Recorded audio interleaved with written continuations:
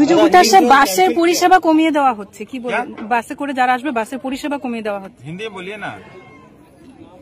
बोल रहे हैं कि बस जो है वो कम हो रहा है। आप लोगों का कार्यकर्ता आएगा उसमें दिक्कत है। भारतीय जनता पार्टी का कार्यकर्ता के पास जो है 2 पैर वाला बस है, वो पहुंच जाएगा, आप उसकी चिंता न करें। सर क्या দাদা, দার্জিলিং জেলার এমপি রাজু বিষ্ট উনি আজকে এক সংবাদ মাধ্যমে বলেছেন বাংলায় বলুন, বাংলা হিন্দিতে বলুন, বাংলায় বুঝি না। এ ব্যাপারে কি মন্তব্য? দেখুন, আমরা তো বহুদিন থেকেই বলছি যে যারা এখানে এসে সাংসদ হচ্ছেন, বিধায়ক হচ্ছেন, তারা বেসিক্যালি বাংলা সম্পর্কে, বাংলা সংস্কৃতি সম্পর্কে, বাংলা ভাষা সম্পর্কে, তার ঐতিহ্য সম্পর্কে তাদের ধ্যান ধারণাই নেই। তো সেই ধরনের মানুষরা এই ধরনেরই কথা বলবে এবং বাংলাকে অপমান করা বিজেপি এটা জেনে শুনে করছে। রাজু বিশ কোনো নতুন বিষয় নয়, এর আগেও তিনি এরকম বলেছেন। অ্যাগ্রেসিভ হয়ে গেছেন এরা, পারলে এরা বাঙালিদেরকে বাংলা থেকেই বের করে দিতে চায়।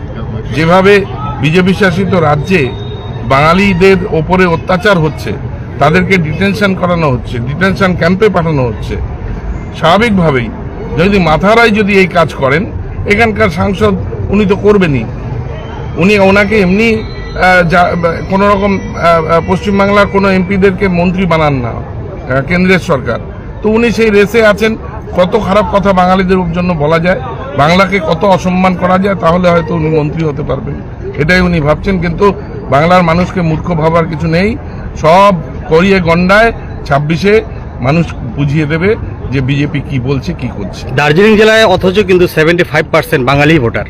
বাংলায় বাঙালি ভোটার হবে যারা বাংলায় থাকেন, তারা অবাঙালি হলেও তারা বাংলাকে ভালোবাসেন, বাংলা ভাষাকে ভালোবাসেন, তারা এখানকার মানুষ। আমরা তাদেরকে আদর করে, আপ্যায়ন করে আমাদের সংস্কৃতির মধ্যে তাদেরকে নিয়েছি। আমাদের কোনো এর মধ্যে ভেদাভেদ নেই। কিন্তু বিজেপি এই ভেদাভেদ করতে চাইছে। বাংলা ভারতবর্ষের মধ্যে ছিল, আছে, থাকবে এবং বাংলা প্রথম সারিতে দাঁড়িয়ে ভারতবর্ষকে নেতৃত্ব দেবে।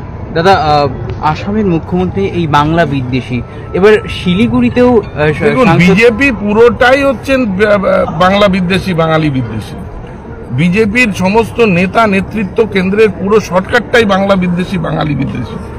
যার জন্যই তো বাংলার সমস্ত পাওনা ওরা আটকে রেখে দিয়েছে। 1,70,000 কোটি টাকার কথা প্রধানমন্ত্রী বলেন না, কোনো নেতা মন্ত্রী তারা সামনে এগিয়ে এসে বাংলার এই যে ন্যায্য দাবি, অধিকার, সে সম্পর্কে বলেন না। এখানে এসে ভেদাভেদ করছেন। এর বিরুদ্ধে বাংলার মানুষ ঐক্যবদ্ধ হচ্ছে এবং 26-এ একেবারে শূন্য করে বাংলা থেকে সবাই পাঠাবে।